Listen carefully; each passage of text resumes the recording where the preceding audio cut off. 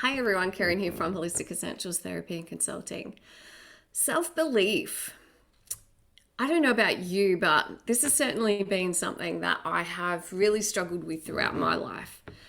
And what I find really interesting is the messaging that we receive when we're younger. So in my era, it was where, language around don't be too big for your boots, children to be seen and not heard. You didn't want to, you were too cocky or too confident or too loud. And as a result of that, we often make decisions about, well, I can't be seen, I have to stay small. The way that I am right now is, if you were excited as a child or if you loved to sing and dance, so many people have, many of my clients that I've worked with one-on-one have, similar stories of perhaps they were singing and dancing and, in that moment, mum was having a bad day and, she might have, I guess, angrily told this person that they needed to sit down and shut up. And as a child, that's something that you take on as a belief that if I'm this way, my mother or other significant presence in your life won't love me, or I won't be loved, or it's not safe for me to be me. And then what I feel that we do is we spend our adult lives literally trying to reverse engineer all of the stories that we've taken on or created about ourselves and about who we are. And my journey over the last 6 years or 7 years now has been, it's been longer than that, but this has been my focus for the last 7 years. How can I value all of who I am? How can I believe in myself? How can I witness and observe and, I guess, lovingly accept those aspects of myself that on some level I decided was too loud or too out there or too different? And in order to fit in, I had to squash those aspects of myself. For me, obviously, I have been an empath and intuitive all of my life.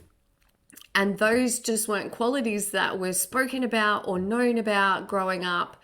And so it became this drive to, I guess, try and fit into what everyone else expects you to be or what the world tells you that you should be. And what I love about the journey that I have been on is those aspects or those qualities are now what I value and love so much about who I am, the woman that I've grown to be, the person that I am, the way that I live my life, the way that I interact with other people. And the reason that I can do that is because I've done the work to really believe in all that I am. And that means not trying to be like somebody else. That means not comparing to other people. And I mean, we're not all immune to that. However, when you have a really strong, solid foundation of self-belief, of believing in the qualities that make you who you are, then you're not as impacted by other people. You're not affected as much by other people. You're able to set healthy boundaries for yourself. You're able to speak your truth. And this I really do feel is a huge part of the awakening process.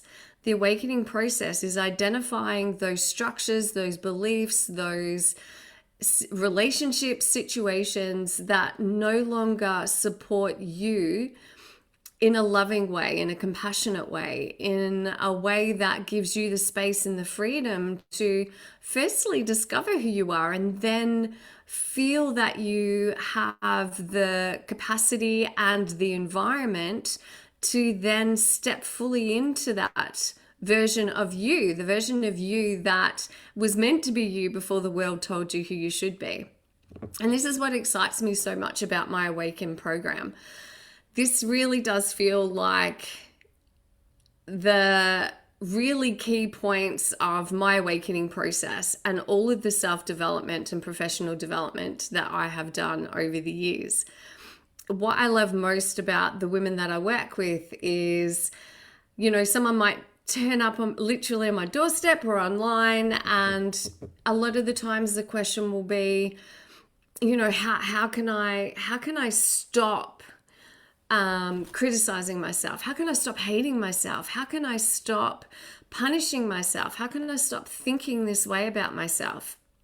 And to watch them shift into a space that is of more confidence, feeling more confident in themselves, being able to self-identify situations and relationships that aren't supporting them, and then have the courage to make changes that support them rather than living their lives for everybody else first and then just taking the crumbs or the morsels that are left over at the end of the list of who goes first before you or them.